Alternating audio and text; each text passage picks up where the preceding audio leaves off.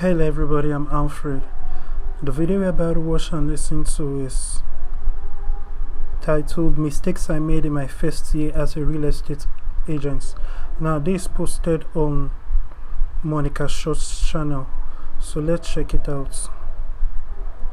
In years past, near the end of the year, I would do this video about the biggest purchase mistakes that I made that year. And I think I've graduated, I'm making less purchase mistakes, less purchases in general, and I thought I'd switch it up for you guys and talk about the biggest mistakes I made in my first year as a real estate agent. If you're new here, I got my real estate license in the beginning of March 2021, so I've been an agent for March, April, May, December, 10 months. So not even one full year yet. And in those 10 months, I have helped 17 people buy or sell homes. So I've learned a lot. In 10 months, you've only helped 17 people buy or sell homes. Wow. I would think that market, the number would be higher. But then again, it is homes, and one deal is, if you could make a killing of one deal could be equals to millions. So I guess in that market, someone can afford to have such low frequency with all those 17 transactions, and today I'm going to share that with you. So the number one first mistake that I made was not having my laptop on me at all times. So I work with Cyrus, who is kind of like my mentor. That's interesting, having a laptop on hand at all times.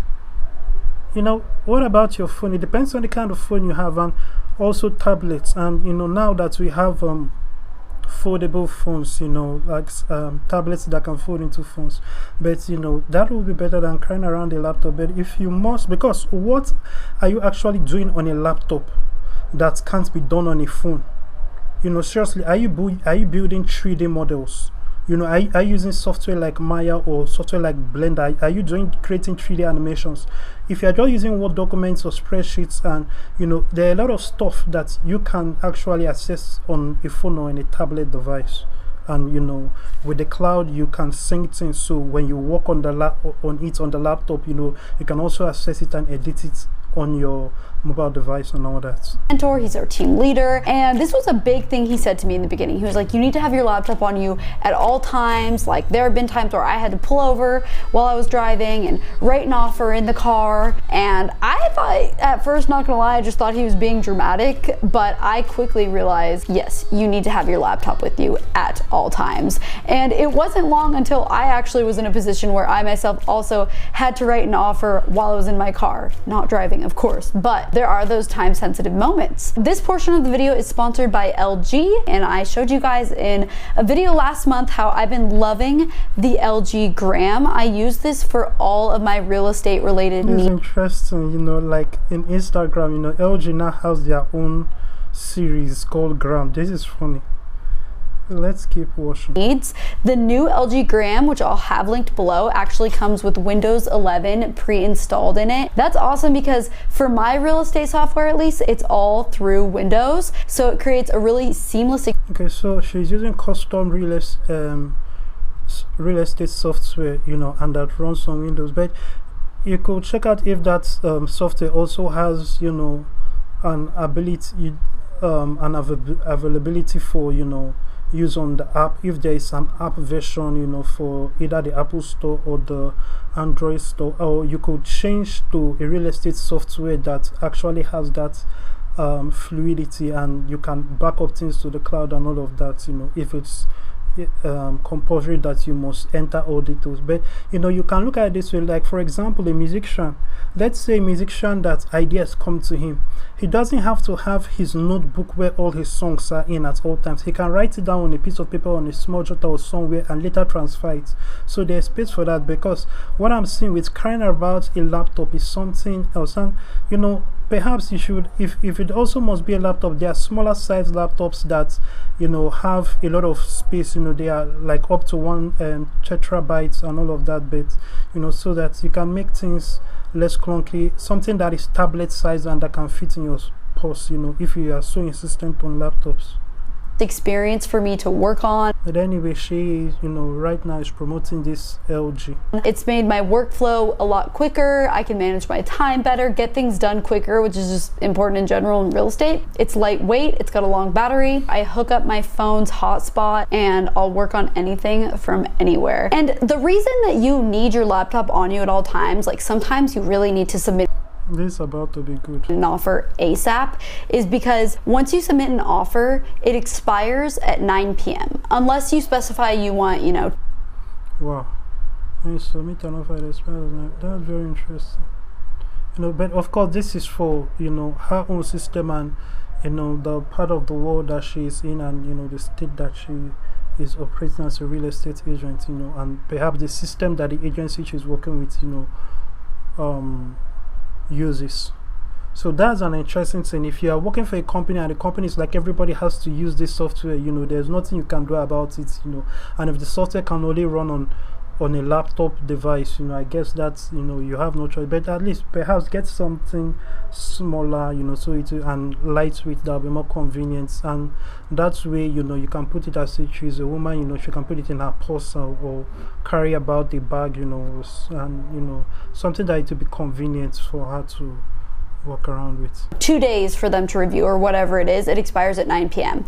And let's say you go see a property with your client at noon and they decide they want to submit an offer. I'll call the listing agent and they might say something like, okay, my seller can review it at 4 p.m. if you can get it to me before 4 p.m. Otherwise, we're going to have to wait until tomorrow. And so sometimes you have this time crunch where you're like, I need to drop everything, get this offer done, get it submitted, because you don't want to have to wait another day. Because if you wait another day, it leaves the door open for more buyers to go see that property before you have it locked in. And the longer you wait, it's just that opportunity cost, right? Like someone else could end up getting the house, someone else could want to bid for it, which drives up the price. So I take it super seriously. When someone knows they want something, I try and lock it in as soon as I can.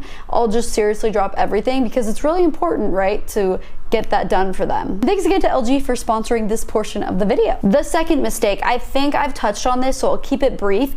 It was just taking way too long to complete the course. I took like 4 or 5 months to complete the course, and this is something that I see that's super common with a lot of people that want to become real estate agents, is they just put off the course, they drag it out, and the longer you drag it out, the course does actually nothing for you. It just weeds some people out, right? That's really all it does. And even then, not that many people, because it's really not that hard of a test. The learning really truly begins after you pass the course and once you get your license. So if I could have gone back in time, I wish I would have passed it January 1st, not March 1st. So if you're watching this and you're, in that same boat, you need to just grind it out and get it done. The longer you take, you're just putting off starting your new career, and there's no point in that. The third mistake that I made. So we show a lot of houses, and the number one thing that you can't do is leave a door unlocked, right? That's like, I think every real estate agent's biggest nightmare is going to show a house and accidentally leaving a door unlocked. And you run into so many weird types of doors. There's really old doors that are super hard to open, and it'll actually take 2 minutes, and I don't know how anyone lived in it because it's so weathered, right? And doors, you kind of have to jimmy them open sometimes. I've seen all sorts of doors. I'm so good at opening. When people get used to their own thing, it's kind of like certain people who can't let go of old items, perhaps old furniture or some items of sentimental value, or even technology. Some people still have their VCRs and their gramophones. They just can't let go, and they use it, but it's times have changed. Doors now, let me tell you, I never forget to lock a door. I'm really good at remembering, and I never have forgotten to lock a door, but one time I accidentally did leave a door unlocked. What happened was I was leaving the townhouse and I did the motion whether a homeless person entered and just made it their home of locking it up, but I didn't try the door. You should always lock it and then try it and make sure you completely locked it, and I didn't do that. So I just thought I locked it, I left, and then later that day I got an email that was like, hey, did you accidentally leave the door unlocked? Because the person after you was afraid to go in because the door was unlocked. That's like a safety thing with real estate agents. You're not supposed to go in if the door was unlocked because you never know who could have gotten in. I have also experienced, it's more common than you would think, sellers, not to scare you, but there's probably been 4 or 5 different times where I've gone in houses and the door was unlocked. Or like the back door was unlocked, like things weren't totally secured how they were supposed to be. So it happens more than you think. So I learned my lesson that time. Always try the door like a million times. But yeah, one time I accidentally did leave a door unlocked. And luckily, you know, nothing happened. I saw on the schedule there were so many people viewing that property that day too. That was probably another reason why I was being like kind of chill about it. But ultimately, that was a mistake that I made. Mistake number 4 is time management. I'm the kind of person that if I don't have a huge block of time to do something, I don't want to even get started at all. And that became a big issue for me when I would wake up in the morning and I'd have nothing on my schedule. So I'd be like, okay, cool, I could edit a video today, I could film a video today. And then out of nowhere, someone would be like, hey, can I go see this at 1 p.m.? And of course I would say yes. And then I'd be like, oh shoot, now I have 2 hours before it's 1 p.m. and then after that it's going to be 2:30 p.m. By the time I get home it's going to get dark at 5 p.m. What's the point of doing anything? And it really caused problems for me. Like I did not upload a lot of YouTube videos this last. You know, it's a time management thing. The thing about people who have jobs that they get to pick their own hours, or jobs that's, or professions where, you know, there isn't really a set time, you know, you could get called up at any time. When you do things like that, you have to understand that it robs you of the other things that you could be doing. You could schedule your time for. So you have to schedule even in the space of that kind of occupation or job. So it's like from this time to this time are my open hours for real estate deals and for visiting and seeing properties with clients and all of that. You know, that is something that has to be done if you want to have the free time to do other things. Otherwise, the constant jumble of things, you could plan that, oh, I'm going to do this other tax that is not related to the profession that, you know, does not have fixed hours, and people will call and it will eat up time, and at the end of the day you feel like, you know, at the end of the month you really did not achieve much, because you look at all the other things that, you know, you didn't do. So whether, even if you're a doctor, there are some high-level surgeons, you know, even though the medical industry, especially when you are a surgeon or a doctor, you know, it calls at every time, but there are some specialists so that they can maintain their own hours. They are like, you know, it is from this time to this time, you know, so that I can have my own life and, you know, family and all of that. But, you know, perhaps using the medical profession as an example may not be the best, but, you know, for other professions that are that taxing, no matter what, you now have to put those boundaries on time, you know, that no matter what, you know, you spend from this time to this time, you know. Last year, because I was having these issues with time management. So what I learned and yeah, on that topic, Eminem had, you know, it was actually from Akon, an Akon interview that I watched, where Akon said that he learned from Eminem that, you know, he had a studio session with Eminem, and Eminem came to the studio, you know, he came late, Akon came late, but when it was time, you know, when it was time for the session to close, Eminem was like, I'm leaving. And that was just Akon, that was basically around the time that Akon came, because Akon was thinking that, you know, it's the music industry, and, you know, they will make music all night and all of that, you know, they'll just until they get it done. But he was like, no, he was treating it like a 9 to 5, you know, I'm going to come to the studio at this time and I leave at this time, so I can go home to be with my his daughters, or, you know, whichever of his wives or ex-wife that Eminem is currently with, but or was with at the time that Akon, you know, so that kind of scheduling, you know, brings a lot of order into someone's life. Even though the industry itself may not function that way, other people in the industry may not function that way, you know, you have to have I really was able to figure out people want to see properties mainly on Thursdays, Fridays, Saturdays, and Sundays. I can do a lot of that stuff then, and then I picked like more of a day of the week for buyer intakes, like me. Apparently she already figured it out, and, you know, she's scheduling what days she will do that, and hopefully with ours also. With people, like in the beginning, I would just want to do it immediately. I would drop everything and be like, yeah, let's go get coffee. I'll talk to you about the buying process, like the soonest availability I had, just because I was really excited, and I still am excited to meet with people, but now I've structured it. I'm like, okay, this is the day this week that I will do any in-person meetings. Maybe that's Wednesday or Thursday. What I've typically found is I like to leave Monday, Tuesday, and Wednesday to not doing in-person things as much as I can. You can never just absolutely not, but as much as I can,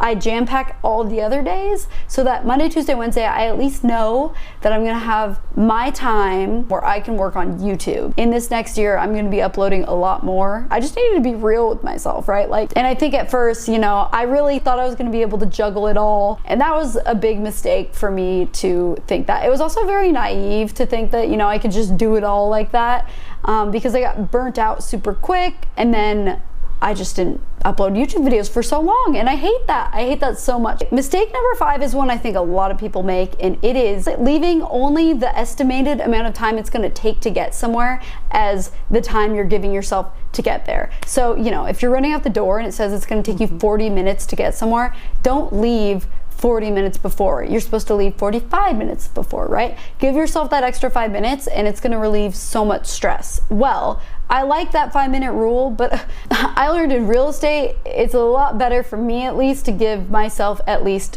20 minutes. There was this one time I was running out the door to go pick up a client. I run out to my car, and a bird had pooped on the passenger side window, and it was like so large and offensive. I couldn't even believe it, and I unfortunately did not have time to go clean it up. I had to go get my client because I didn't leave myself extra time. I'm not someone that gets easily embarrassed by stuff like that, but I definitely was a little bit embarrassed because she was sitting in the passenger seat, right? And I'm like, oh, look at that house, and she's looking out the window covered in bird poop. It was not good, and if I would have had 20 minutes, I could have stopped by a gas station and just, scraped it off or something, gotten a car wash. And just the other day, I left. That was very funny. As a guy, I'm hearing this, I'm like, why didn't she just get some tissue, there are many ways, like a broom or something, pour sand on it, then use a broom to sweep it off, then use tissue paper, and then take it down. There are so many things, it was near your home, you could pour water, use a hose, so many things. Well, women are so different from men. Left somewhere 20 minutes early, and I ended up only getting there 5 minutes early. It was that time of day where traffic was just starting to rise, and using, oh, I was looking for parking, or oh, there was traffic, it's such a lame excuse for being late. It's like everyone knows when there's going to be traffic or when there's parking, and it's just, don't get me wrong, we're all humans. It's fine to be a little bit late. I don't mind when people are a little bit late, but I get really stressed out when I'm late. It's never a very good look, and so I try and leave. So that's my motto going into 2022 is I'm just gonna give myself 20 minutes time. Next mistake that I made was saying yes way too much and overextending myself way too much. I showed you guys how I got to a point where I just wanted to rip my hair out because I was saying yes way too much. And now after this first year, I feel really good going forward, knowing when I can say no. I think the biggest thing going forward is I've learned that it's okay to say no when it comes to working with certain people. When finding a real estate agent, not all of us are desperate for your business. Don't get me wrong, I love when people reach out and I get super excited to potentially work with someone, but sometimes it's just not gonna be a good fit. In my first year, I just said yes to everyone, and I wanted to make everything work because, I That was an interesting. Well, wanted that experience, and I'm so happy I have it, and I don't regret saying yes to even difficult situations. But now I know I don't need to put myself in every single situation that's not going to be the best for me, and sometimes I can say no. The next mistake that I made was letting buyer clients that are searching for a home, allowing them to bring friends or family members that are not financially tied to the transaction. They're not going to be living in the house, nothing like that, come out on the first house hunting outing. Okay, this is something that Cyrus was really adamant about, and he was always like, no, it's really best if you go on your own. And at first I didn't really understand. I was like, but you know, it's nice to have that support of your friends and family. But once I became an agent and I started showing people around, and at first I let people do that, I quickly realized how actually problematic that can be for a buyer. Don't get me wrong, I think it's really important to have your friends and family's support in such a big purchase, and I'm not saying that you can't ever show them, and I'm not saying that you should go by yourself because, you know, then you're stupidly making a purchase, like nothing like that at all. But what I realized is in the situations where people had a friend or family come with them, especially on the first outing, their first time going to see houses, you know, I would see how they would light up and get excited about a house, and their friend would be like, oh, this house sucks. I don't like it for this reason and this reason. And, you know, your friend isn't the one buying the house. Your friend is gonna have like a totally different idea of their perfect dream home, and aesthetically, location-wise, lifestyle-wise, all those things. And just because it's actually just crazy. This is a very good point she's making. Very good point. To me, how people can be that self-centered when going with their friends to go see houses. Like, it's not their decision at all, right? So, and then it makes the whole tour feel like a total waste of time because we just don't make any ground, right? Like, a big part of the first time you go out to look at houses, I think it's more of an emotional experience, you know, figuring out like if this is something you really want to do, first of all, and then kind of like how you feel. It's all about the feeling the first time you go out, the feeling in each home. And you can't feel it for yourself if you have someone else breathing down your neck with all of their opinions. And so I do really now believe also it is best to just take someone out on their own first. You know, once you start to know a little more what you like and you feel confident in that, maybe it's more appropriate to have a friend or family member come with, or if it's a second time seeing something, like I'm all about having people, you know, your family come see it and approve of it and all that stuff. But the first time you go see a property, you really, I think, should do it on your own. And the last mistake that I made in my real estate journey so far was being too friendly with clients. This was an approach I thought was going to be great because for the most part, everyone that reaches out, I really like them. I love people and I like to find a way to be someone's friend. I think at first I was a little too buddy-buddy with people, and I thought if, you know, I talked a little more casually at times that it would make people just feel comfortable throughout the process. But what I found is what that actually did was it kind of felt like when a teacher befriends a student and then is like, oh shoot, this isn't good because now, you know, the student's not like listening to me when they need to be doing these things. I made a new rule with myself, you know, as much as I want to be friends with a lot of my clients, I'm not going to ask them to hang out or anything like that until after we're closed on the deal. While we're in that working relationship, I want to keep it a working relationship. I don't want to blur any lines there. And then after you've closed on your house, then sure, we can hang out, we can go to happy hour, we can do all those things, which I've done with a lot of my clients after the fact, and they become my friends, and it's so fun. So that is it for the mistakes that I made in my first year in real estate. I think a lot of it just had to do with finding what's gonna work for me. There wasn't a ton of major dramatic mistakes, right? Like I didn't cause someone to lose a house or their earnest money. There's nothing crazy like that, thankfully. Thank you guys for watching this video. If you are interested in buying or selling your home in the Seattle, Bellevue, Greater Seattle region, you can reach out to me in the email below, and I'd be happy to set up a time to meet with you and figure out if it is a good fit, and I'll see you guys next time. Okay, so that's an interesting video. You know, I particularly like the point about, you know, not letting clients show up with friends, you know, because they have their own idea of what their own dream home is and what they want, and you know, it's about what the client wants, not what the friend wants. You know, that being said, thanks for watching this video. Now, if you'd like to be a part of the Investors Club, make sure you check out Alfred.vip and reach out to us, you know. And also, if you've not given your life to Christ, there is a salvation prayer link in the main menu. Click that link, a page will come out. You know, that page, you know, has a prayer of salvation. Say that prayer telling God you want to become a Christian and begin your work with God. That being said, let's say a little prayer for Monica Church, and that'll be that. In Jesus' name. Oh Lord, Father, I thank you for this day. Bless your name, for your love, for your kindness, and all you are doing in our lives. Father, I bring before you Monica Church. We pray, Lord, Father, that your hand is going to be upon her. I pray, Lord, Father, upon all her endeavors. I pray, Lord, Father, you guide her, help her. I pray, Lord, Father, that if she's not a Christian, she doesn't know you, an opportunity will come to be where she'll be communicated the gospel. Her heart will be ready for the gospel. She will receive the gospel, and she's going to begin her work with you and be a blessing to souls all over the world, leading many to Christ and to the light of your salvation. In Jesus' name, amen. Thank you for joining me with that prayer. God bless you.